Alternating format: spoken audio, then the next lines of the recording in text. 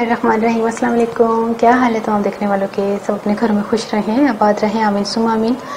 आज हम जो है वो बीफ बर्गर बना रहे हैं। बीफ बर्गर बनाने के लिए हमने अंडरकट का गोश्त लिया है और अंडरकट का गोश्त आपको पता है कितनी जल्दी गल जाता है। तो ये आधा किलो जो है हमने अंडरकट का गोश्त लिया है। उसके अलावा हमने 1 टीस्पून जो है, अब इसका हमने कीमा करना है, ठीक है।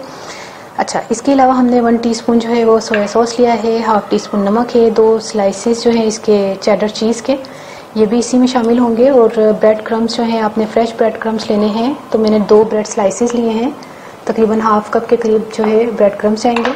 इसके अलावा एक छोटा मीडियम साइज़ का प्याज है, 1 खाने का चम्मच लहसुन अदरक का पेस्ट है, 1 चाय का चम्मच ये खाने का चम्मच, ये चाय का चम्मच है, काली मिर्चें हैं पिसी हुई, और 1 टीस्पून ही मस्टर्ड पेस्ट है। अगर आप मस्टर्ड पेस्ट नहीं है तो मस्टर्ड पाउडर इस्तेमाल कर लें, तो उसके साथ 1 टीस्पून सिरका शामिल कर लीजिएगा, ठीक है। फिर शुरू करते हैं। सारी चीज़ें प्याज, मस्टर्ड पेस्ट, काली मिर्च वगैरह सारा मैंने शामिल कर दिया है इसमें। लहसुन अदरक, हाँ, लहसुन अदरक।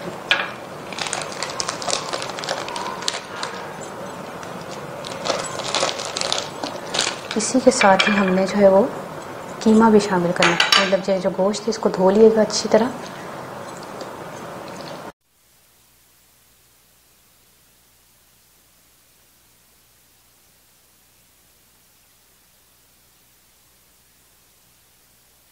ये देखिए कीमा हो गया है, अब हम इसको उतार लेते हैं। अच्छा, इसके ना हमने बड़े बड़े कबाब बनाने हैं, जैसे पता है ना बर्गर पेटी की, आपने जो है इसकी पेटी तैयार कर लेनी है। क्या है पेटी के अंदर है ना? हाँ हाँ, ज़ेर है हम तो।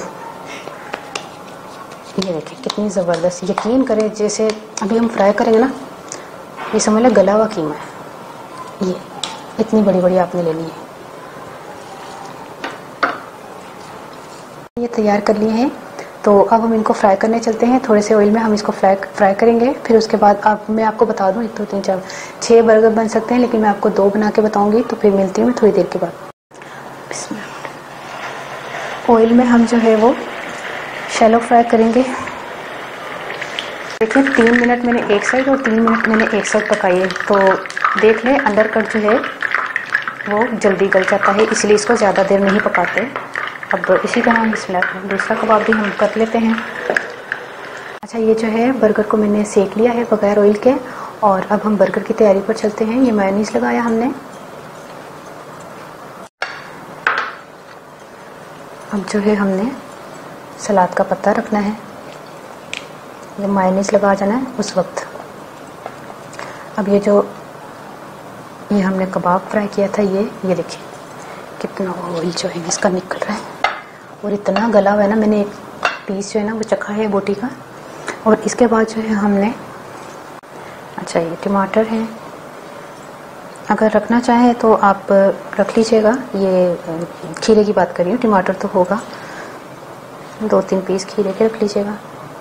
और इसके बाद जो है हमने ये जो चेडर चीज़ का स्लाइस है ये रखना है, और इसके ऊपर जो है हमने चीज़ जो है ना, इस तरह चीज़ कह रही हूँ चीज़ तो चेडर चीज़ है, इसके ऊपर हमने केचप जो है इस तरह फैला देनी है सारी,